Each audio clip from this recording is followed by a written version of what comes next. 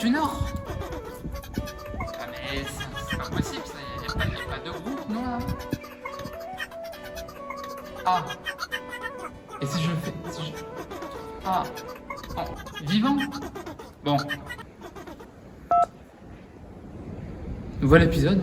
Salut les gars, bienvenue dans cette toute nouvelle vidéo de Métal sans frontières. On est déjà au 4e épisode de la série. Et aujourd'hui, pour changer, nous allons changer de pays et même de continent justement pour aller direction l'Asie, direction l'un des pays sous dictature les plus difficiles d'accès, la Corée du Nord. Le métal en Corée du Nord, comment ça se passe?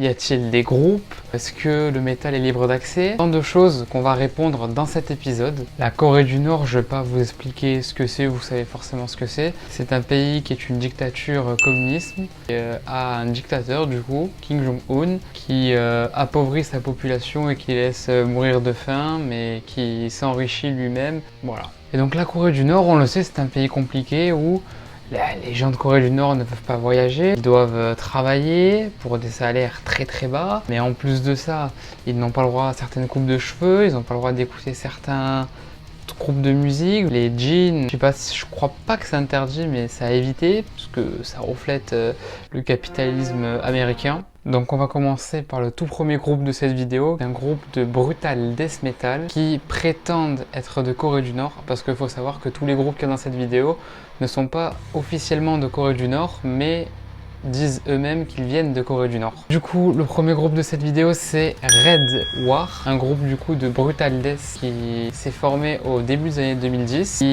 Sa discographie n'a qu'une démo sortie en 2010, la même année. Le groupe n'a jamais rien sorti, que ce soit un EP ou un album. Il a été produit en indépendant, c'est quasiment tout ce qu'on sait. On a une photo du groupe, d'ailleurs elle est bizarre parce que cette photo on la trouve à part sur Spirit of Metal, on la trouve plus cette photo. D'ailleurs, on voit 3 membres du groupe, mais il faut savoir que dans le groupe officiel, il y a 4 membres. Musicalement, c'est du brutal death assez bon.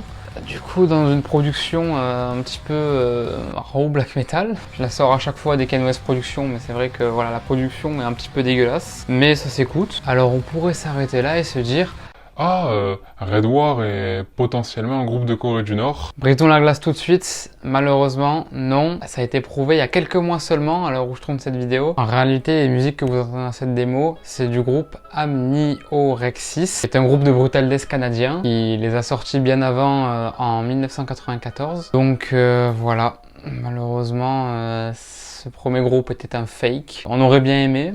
Mais quand même, ils ont laissé planer le doute pendant quand même presque 15 ans.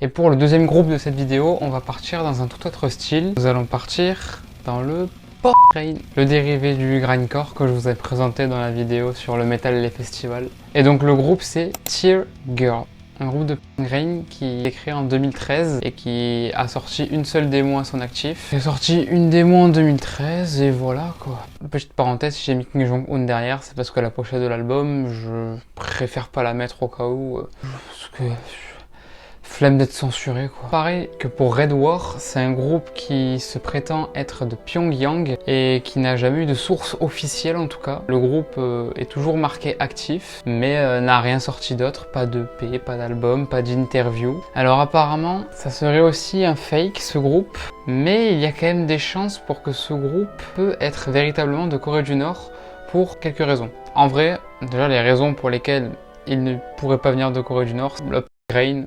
Clairement, en Corée du Nord, tu fais ça, tu te fais exécuter ou tu vas en camp de travail ou quoi. Puis ensuite, pour un groupe qui viendrait de Corée du Nord, qui ont fait qu'un seul album, qui ont disparu tout ça et tout, ça a juste l'air d'être un fake. Ça a juste l'air d'être des mecs qui ont dit ça pour justement avoir une popularité. Quand tu tapes groupe de métal de Corée du Nord sur internet, vu qu'il y en a quasiment pas, eh ben, tu tombes sur eux.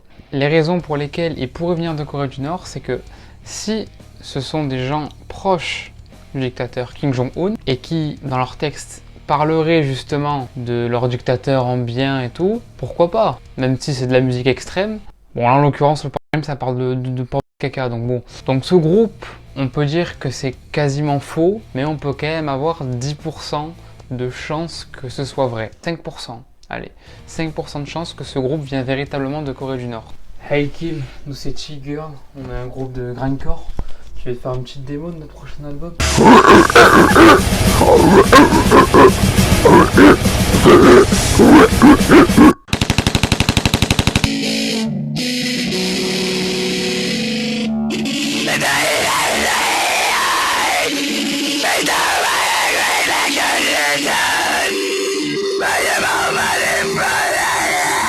On arrive déjà au dernier groupe de cette vidéo. Ce dernier groupe, par contre, lui, on a beaucoup plus d'espoir qu'ils viennent véritablement de Corée du Nord. Alors le groupe, c'est un groupe de black metal qui se prononce comme ça, en 2 lettres. J'ai vu la traduction, ça se prononce Kowloon. Et donc le groupe de black metal Kowloon s'est fondé cette année. Alors de ce qu'on sait et ce qu'on a pu voir sur les images, c'est un duo. Et pareil, cette année, du coup, ils ont sorti une démo. J'ai oublié d'afficher, donc voilà, du coup... le visuel de la démo. Alors ce groupe du coup s'est fondé cette année en 2025 et il a été très connu sur TikTok où justement des gens ont reposté en disant que c'était un groupe de Corée du Nord et ça a fait beaucoup parler sur les réseaux du coup où on a eu même des tablatures de guitare des morceaux. Ça me tue. Comparé à T-Girl où là T-Girl c'était clairement du pop grain et c'était un petit peu de la merde quoi. Là par contre Kowloon, on est sur un vrai groupe de black metal où les riffs sont très forts. Pour du black metal qui viendrait de Corée du Nord, c'est très très fort. C'est même beaucoup mieux que pas mal de pays asiatiques en termes de black metal. Mais encore une fois, on n'est pas sûr à 100% que le groupe vienne de Corée du Nord. J'ai été me balader un petit peu en me perdant sur le site où je suis, Bandcamp je crois, de l'album dans les descriptions. Et il y avait marqué, je vous mets les phrases au montage, nous avons fait ça car nous avons eu l'autorisation. D'après leur dire, le groupe a eu l'autorisation de jouer avec des instruments dans une salle de répétition pour faire l'album de black metal puis le publier.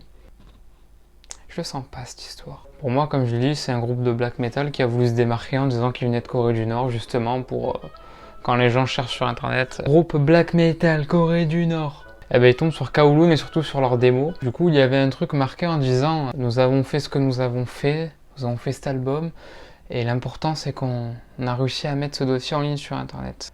Surtout je ne vous l'ai pas montré tout à l'heure mais si vous tapez le nom du groupe pour trouver la démo ou quoi, vous verrez des dizaines de vidéos en marquant le faux groupe de Corée du Nord.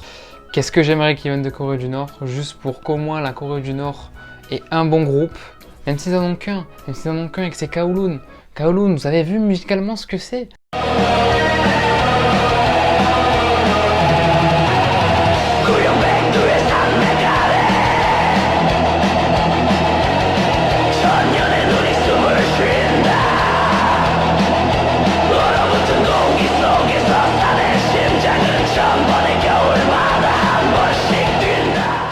Bref, on attendra de voir en attendant. Pour l'instant, non officiel. À part Red War, en fait, les 2 autres groupes, c'est des groupes non officiels. Même si T-Girl, voilà, c'est...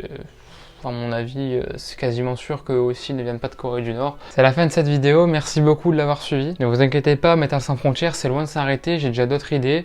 Prochain épisode, normalement, on revient en Europe, dans un petit pays. Portez-vous bien, et ciao. Et n'hésitez pas à vous abonner pour plus de vidéos, s'il vous plaît. Allez.